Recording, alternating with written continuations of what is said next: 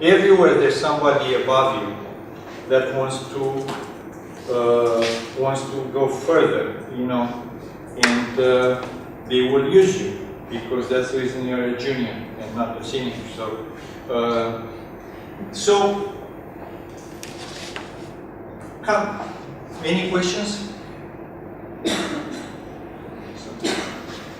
So I actually don't know how the recruiting process works in Romania or I think in Russia I'm more familiar because I recruited in Romania I didn't, right? So how did you make your choice?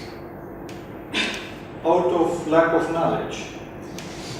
Actually, that's the reason I'm trying to give you this picture because I didn't have this picture. So after finishing an MBA, I thought that the only exciting thing was to be an investment banker, to go and work where everybody was going there. Looking back, nobody told me about investment management. Oh, had I gone there, I would have been significantly better, I think. But it wasn't in fashion. And then, by the time I finished school, then suddenly hedge funds were booming, you know. These guys were like the big guys because they had the money. Here, you provide the service. So if my client calls me at 1 o'clock in the morning, yes sir, what can I do for you? Here I'm the client, I'm calling at 1 o'clock in the morning because I feel like calling at 1 o'clock in the morning and I want an answer and I don't give a shit that the guy is sleeping, you know. But that's the reality of the thing. Here, these are tough jobs. Why? Because you provide services. You provide services. The clients all own you. They pay you, they own you. They own your life. And if you want to be successful, there's nothing that can stay in that, you know. And luckily for me, my wife was understanding enough. We're not divorced. I mean, we're married now 21 years, but it was tough. It was tough. If you have kids, it's terrible. You don't see your kids. I mean, I was on the planes 40% of my time, and so on. But I guess what I'm trying to get at, because I think my only, let's say, disappointment, because now we're all Eastern Europeans to some degree, right? And we all come with a baggage of culture.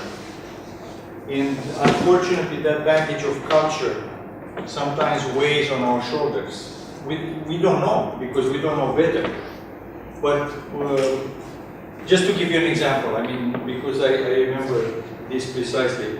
When I went to the corporate finance, those corporate finance programs at the big banks, JP Morgan, Morgan Stanley, are famous because there is, you watch ER or, you know, these medical shows on TV, the way the interns work, I mean, they don't sleep. Well, it's the same.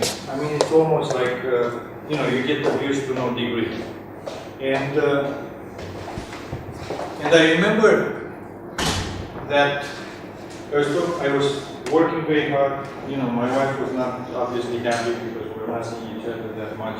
She was alone in a foreign country. I realized, you know, I was competing. A lot of my colleagues were, you know, relatively rich kids from Connecticut, you know. And I said, you know, this is stupid. I mean, actually, I need the money. So I should have I should have significantly more determination than they had. Those guys didn't blink working 16, 18 hours a day. They didn't blink. Because they knew how good it was, I guess, to be rich. And, you know, so for them, the nightmare is not to be as rich as their parents. So the point is, you know, that at some point in time, life is tough. We're all competing for, you know, limited resources, you know, and so the question is, you know, how determined we are, and especially how disciplined you are. I mean, I think one major weakness of Eastern Europeans that I notice is lack of discipline. we all grew in systems that didn't foster discipline. I mean, we were not supposed to be book geeks, or, you know, we're supposed to know everything, read a lot, you know, talk about everything, but we were never taught to be good at something.